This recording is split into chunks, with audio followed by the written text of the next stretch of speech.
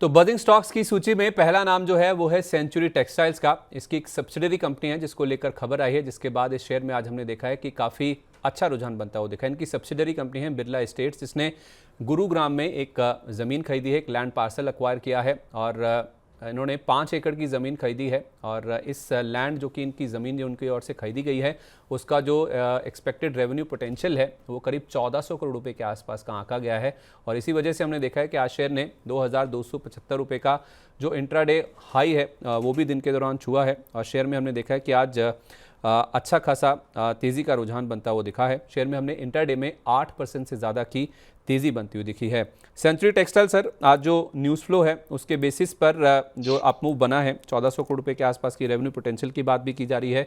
अभी भी शेयर 4% ऊपर है, 2185 रुपये के आसपास ट्रेड कर रहा है। क्या 2420 जो इसका रिसेंट हाई था वहाँ तक जाता हुआ नज़र आ रहा है आपको? देखिए Sandeep ji, definitely technically stock काफी अच्छा है और ऊपर के लेवल जरूर देखने को मिल सकते हैं। जिन्होंने भी ये न्यूज पे बाई किया है कि ये स्टॉक यहाँ से यूटर्न ले सकता है, उनके लिए स्टॉप लॉस जरूर मेंटेन करना चाहूंगा। 2145 का स्टॉप लॉस लगा है, जो कि आज का लो है वो भी 2145 के आसपास ही है। तो जिन्होंने भी न्यूज पे बाई किया है 2145 का स्टॉप लॉस लगा है। जिनका भी लॉन्ग टर्म पोर्टफोलियो में कोई दिक्कत नहीं है, वापस से स्टॉक 2400 की तरफ जाता हुआ नजर आएगा। तो लॉन्ग टर्म में कोई दिक्कत नहीं है, पर जिन्होंने भी न्यूज पे बाई किया है तो 2145 का स्टॉप लॉस जरूर मेंटेन करना चाहिए। 2145 का स्टॉप लॉस लगा के सेंचुरी टेक्सटाइल में बने रह सकते हैं। 2400 के आसपास जो हाई लगे थे रिसेंटली, वहां तक ये स्टॉक जाता हुआ दिख सकता है। तो लंबी अवधि में कोई ऐसी चिंता या घबराने वाली बात नहीं है। वेदांता, इसमें एक न्यूज़ कंफर्म होती हुई दिखी है। इन्होंने अपना क्वालिफाइड इंस्टीट्यूशनल प्लेसमेंट यानी कि QIP लॉन्च किया है। पूंजी जुटाने के लिए QIP लॉन्च किया गया है और माना जा रहा है कि इसके ज़रिए कंपनी 6688 करोड़ रुपए की रकम जुटाना चाहती है। इसका जो इंडिकेटिव प्राइस है वो 440 रुपये प्रति शेयर तय किया गया है, जो कि कल की क्लोजिंग से अगर आप देखेंगे करीब 4-4.25% के आसपास के डिस्काउंट पर है। लेकिन शेयर में कुछ इसका असर नहीं देखने को मिला है। भले डिस्काउंट पर ये इसका इंडिकेटिव प्राइस आता वो दिखा है, लेकिन शेयर ने आज 467 रुपये 55 पैसे का इंट्राडे हाई हुआ था। 2% तक का उछाल देखने को मिला है। तो सर, ये जो QIP की खबर आई है, QIP लॉन्च किया है कंपनी ने, उसके बेसिस पर क्या इसमें खरीदारी करनी चाहिए या फिर जिनके पास है वो मुनाफा वसूल कर लें? देखिए संदीप जी, अगेन यूजुअली मैं ये स्टॉक रिकमेंड नहीं करता हूँ। यूजुअली मेटल्स में हिंडाल्को, टाटा स्टील या फिर दूसरे स्टॉक रिकमेंड करता हूँ। पर क्योंकि ये स्टॉक काफी न्यूज में है और 5-6 वर्टिकल में डीमर्जर की होने की भी ऑलरेडी वो बात चल रही है, तो उसी वजह से स्टॉक में कोई गिरावट नहीं है। पर यूजुअली जब भी QIP डिस्काउंट में होता है तो स्टॉक में गिरावट देखने को मिलती है। पर जिनके पास भी है उनको 450 का स्टॉप लॉस मेंटेन करना चाहिए। 450 शॉर्ट टर्म का सपोर्ट है, तो 450 के नीचे जाएगा तो वीकनेस बढ़ सकती है। टेक्निकली अभी भी अच्छा है, इसलिए एग्जिट की राय नहीं है। 450 का स्टॉप लॉस मेंटेन करें। नई खरीदारी भी अगर करते हैं तो वही स्टॉप लॉस रहेगा। ऊपर में 485 तक के टारगेट्स देखने को मिल सकते हैं। पर जिन्होंने भी बाई किया या जो भी बाई करना चाहते हैं 450 के स्टॉप लॉस के साथ करके चल सकते हैं। चलिए, तो खरीदारी अगर आपको करनी है, फ्रेश बाय भी करना है, तो 450 रुपये का स्टॉप लॉस रखें और जिनके पास है भी वो भी 485 तक के टारगेट एक्सपेक्ट कर सकते हैं, लेकिन स्टॉप लॉस उनको भी 450 रुपये का रखना है। वेदांता अभी भी टेक्निकली काफ़ी अच्छा नज़र आ रहा है। हटसन एग्रो ये अगला शेयर है जिसके नतीजे आए हैं और नतीजों के बाद हमने देखा है कि शेयर में काफ़ी अच्छा एक्शन बनता हुआ दिखा है। इनकी जो रेवेन्यूज़ है उसमें 10% की बढ़ोतरी हुई है। 2375 करोड़ रुपए का नंबर इन्होंने रिपोर्ट किया है, लेकिन मुनाफे में आय के मुकाबले या रेवेन्यू के मुकाबले काफ़ी अच्छी ग्रोथ आई है। 63% मुनाफा बढ़ा है, 80 करोड़ रुपए से बढ़कर 131 करोड़ रुपए का मुनाफा इन्होंने रिपोर्ट किया है। 39% की ग्रोथ इनके कामकाजी मुनाफे में यानी अबिड्डा में देखने को मिली है। 330 करोड़ रुपए का अबिड्डा आया और मार्जिन देखिए 11.1% वाले 13.9%। 280 बेसिस पॉइंट का जो उछाल है वो साल दर साल इनके जो मार्जिन हैं उसमें देखने को मिला, जिस वजह से आज इस शेयर में हमने देखा है कि ज़बरदस्त एक्शन बनता हुआ दिखा है। और इस नतीजों के साथ साथ आप देखें, इन्होंने एक अपना जो फॉरेन में एक ब्रांच ऑफिस है वो भी खोलने की बात करी है। डेलावेयर USA में एक नया ब्रांच जो ऑफिस है वो भी इस कंपनी की ओर से खोला जाएगा। और शेयर में आज हमने देखा है कि 1400 रुपये का जो 52 वीक हाई है वो भी हिट होता हुआ दिखा है। अभी स्टॉक वहाँ से तो नीचे आ गया सर, 1237 रुपये 85 पैसे के आसपास का रेट है। लेकिन इस पूरे सेक्टर की अगर हम बात करें, हटसन एग्रो के साथ आप उमंग डेयरी को देख लीजिए, उसमें 20% का ऊपरी सर्किट है। डोडला डेयरी, पराग मिल्क, आप कोई भी डेयरी स्टॉक का सेक्टर उठा लीजिए, उसमें इन नंबर्स के बाद हमने देखा ज़बरदस्त एक्शन बना है, क्योंकि इसके नंबर्स मजबूत आए हैं। तो पूरा डेयरी एज अ पैक ही अगर आप देखें तो काफ़ी मजबूत ट्रेड कर रहा है। पूरे सेक्टर पर अपनी राय दीजिए सर।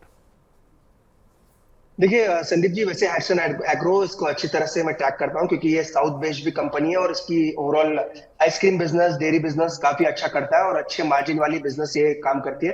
पर अब इसी सेगमेंट में देखें तो मुझे लग रहा है हैट्सन एग्रो ही आपको पिक करना चाहिए, किसी भी लेवल पे डिप पे बाई कर सकते हैं। नीचे में 1200 के आसपास या 1200 के नीचे मिलता है जो कि इसका ब्रेकआउट लेवल है, वहां पे आता तो डेफिनेटली ऐड करें। एक फंडामेंटली काफी स्ट्रॉन्ग प्रमोटर बैक कंपनी है और ओवरऑल बिजनेस भी काफी अच्छा है। साउथ में तो डेफिनेटली साउथ इंडिया में एक लीडिंग डेयरी प्रोडक्ट्स बनाने वाली कंपनी और इसका एक ब्रांड है आइसक्रीम का, वो भी काफी अच्छा ब्रांड है। तो डिप में जरूर हैट्सन एग्रो पे बाई करके चल सकते हैं। 1200 के नीचे मिलता है तो अच्छे एंट्री के लेवल हो सकते हैं। ओके, तो 1200 के नीचे इसी सेक्टर में अगर आपको रहना है तो यही वो स्टॉक है जिसको आप पिक करें। गिरावट में 1200 रुपये के आसपास, क्योंकि आज 1237 रुपये के आसपास आ गया, 1400 रुपये का इसने हाई लगाया है। लेकिन बाकी स्टॉक जिसमें उमंग डेयरी है 20% का भले ऊपर सर्किट लगा, डोडला डेयरी, पराग मिल्क, इनमें भी काफ़ी अच्छा मूव देखने को मिल रहा है। लेकिन डेयरी सेक्टर में यही एक कंपनी है जो कि काफ़ी अच्छी है, बेटर है। डिप्स में 1200 रुपये के आसपास मिले तो आप इसमें एंटर करके चल सकते हैं। HUL यानी कि हिंदुस्तान यूनिलीवर, ये अगला नाम है जो कि आज बजिंग स्टॉक्स की सूची में शामिल हुआ है। इनका वाटर प्यूरिफिकेशन कारोबार है जिसको बेचने को बोर्ड ने मंजूरी दे दी है। स्लम सेल बेसिस पे ये कारोबार बेचा जा रहा है, जिसकी एंटरप्राइज वैल्यू जो है वो 601 करोड़ रुपए बताई गई है। एंटरप्राइज वैल्यू में इक्विटी और कर्ज दोनों शामिल होते हैं, तो कर्ज और इक्विटी मिला के 601 करोड़ रुपए में ये सौदा है वो तय हुआ है, जिसमें ये एओ स्मिथ नाम की जो कंपनी है उसको अपना वाटर प्यूरिफायर कारोबार बेच रहे हैं। क्यों? क्योंकि जो कोर कारोबार है, जो कोर स्ट्रैटेजीज हैं, उसके ऊपर ज़्यादा फोकस करने की कंपनी ने बातचीत कही है और शेयर में आज हमने देखा इसी वजह से 3% तक का जो अप मूव है वो देखने को मिला है। अमूमन हम देखते हैं सर HUL में इतना बड़ा मूव नहीं देखने को मिलता है, जैसे आप कह भी रहे थे कि लार्ज कैप्स वॉलेटिलिटी कम उनमें होती है, तो HUL में आज जो एक 3% का अप मूव आया है, इनफैक्ट 2725 रुपये का इसने अपना जो 52 वीक हाई है वो भी टच किया है। तो HUL में जिसको फ्रेश एंट्री करनी है और जिनके पास है, दोनों के लिए राय दीजिए सर। देखिए संदीप जी, वैसे हमेशा से ही व्यू पॉजिटिव रहा है पर ये स्टॉक ने कभी बड़ा रिटर्न दिया नहीं है। लास्ट 2-3 साल की ये बात करें तो अभी भी अपने ऑल टाइम हाइस जस्ट ये छूता हुआ नजर आ रहा है, तो कोई बड़ा रिटर्न दिया नहीं हो, तो यहाँ से पोटेंशियल भी काफी ज्यादा है। और यूजुअली इतना बड़ा मूव आपको HUL में देखने को नहीं मिलता, यूजुअली 1-1.5% के आसपास के मूव्स इसमें देखने को मिलते हैं। पर स्टॉक डेफिनेटली पॉजिटिव है, फ्रेश एडिशन करना चाहे तो भी कर सकते हैं, टिप में बाई करें तो और भी अच्छा है क्योंकि ये स्टॉक मुझे लग रहा है 2800 के पार धीरे धीरे जाता हुआ नजर आएगा।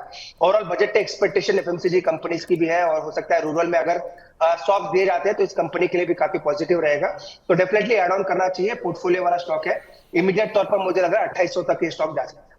तो इमीडिएट बेसिस पर 2800 रुपये तक के जो टारगेट्स हैं वो HUL में देखने को मिल सकते हैं। डिप्स पर अगर आप खरीदारी करते हैं, पोर्टफोलियो में रखने वाला स्टॉक है, लंबी अवधि के लिए इसको होल्ड कर सकते हैं। आज इसने अपना 52 वीक हाई टच किया है और 2800 रुपये तक ये स्टॉक जाता हुआ नजर आ सकता है। एक और हैवीवेट, एक और दिग्गज है भारतीय हेक्साकॉम, जो कि भारतीय ग्रुप की कंपनी है, एयरटेल की इनफैक्ट सब्सिडरी कंपनी है। इस कंपनी में अगर आप देखें तो JP मॉर्गन ने कवरेज की शुरुआत करी है और ओवरवेट रेटिंग के साथ ये कवरेज की शुरुआत की गई है।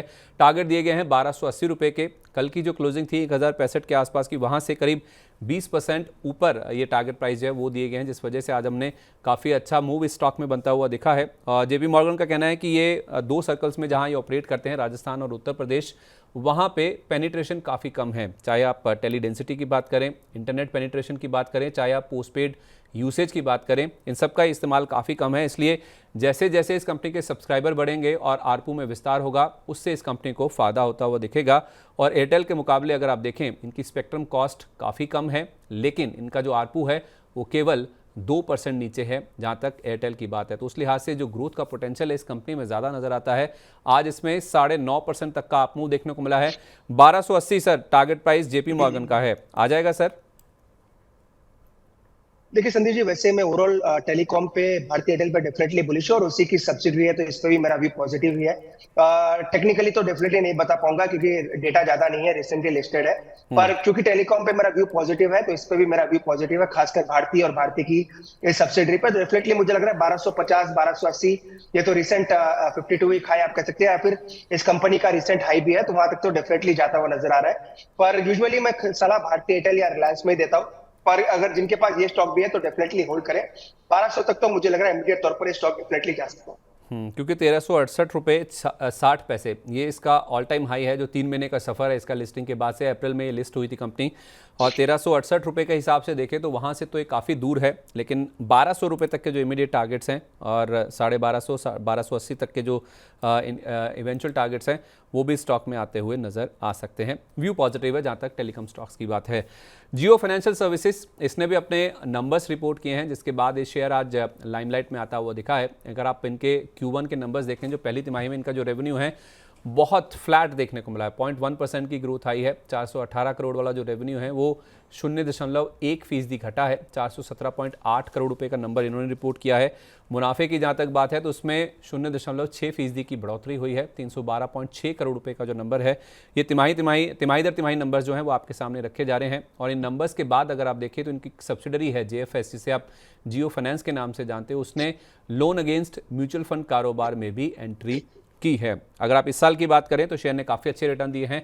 48% का रिटर्न इस स्टॉक ने डिलीवर किया है। तो सपाट नतीजों के बाद लेकिन आज हमने देखा है कि JFSL यानी कि जियो फाइनेंशियल के शेयर में 3% तक की जो कमजोरी है वो बनती हुई दिखी है। इस कमजोरी में, इस डिप में ऐड करना चाहिए सर, आपका क्या व्यू है? आपने नंबर्स भी अगर देखे हो इसके? संदीप जी, नंबर से ज्यादा मुझे इसकी कमेंट्री का कह सकते हैं, कमेंट्री पे ज्यादा नजर है। आने वाले रिलायंस की AGM में भी आपको काफी चीजें क्लियर होती हुई नजर आएगी कि क्या क्या वर्टिकल जियो फाइनेंस की आपको होते हुए नजर आएंगे। थोड़ी क्लैरिटी आ रही है, पर अभी भी काफी क्लैरिटी आना बाकी है।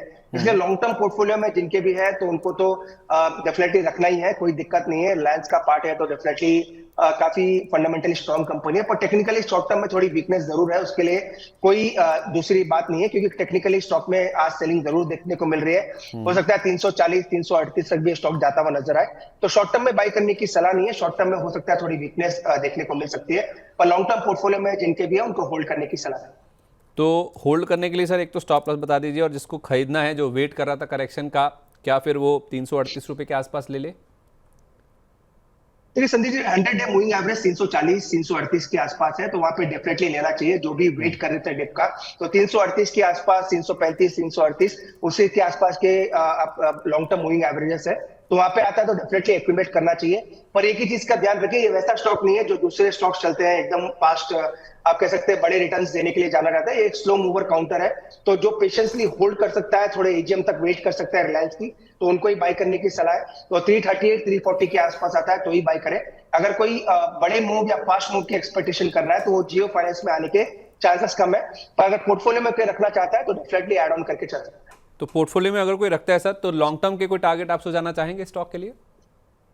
देखिए, बड़े टारगेट्स तो नहीं है, क्योंकि बड़ा कोई अभी तक आप कह सकते हैं बड़े लेवल लिस्टिंग के बाद नहीं है, पर टेक्निकली टारगेट देखते हैं तो 380 के आसपास है, तो 380 के ही मेरे टेक्निकल टारगेट्स रहेंगे। यूजुअली मैं जब भी कोई स्टॉक 100 डे मूविंग एवरेज के आसपास आता है तो उसको बाई करने की सलाह जरूर देता हूँ। कोई भी फंडामेंटली स्ट्रॉन्ग कंपनी आती है तो उसी के लिए मैं भी ये कह रहा हूँ, 338 340 के आसपास है तो बाई करना ही चाहिए, और 380 385 तक के इमीडिएट टारगेट्स है। ठीक है, 380 385 तक के जो इमीडिएट टारगेट्स हैं वो आ सकते हैं।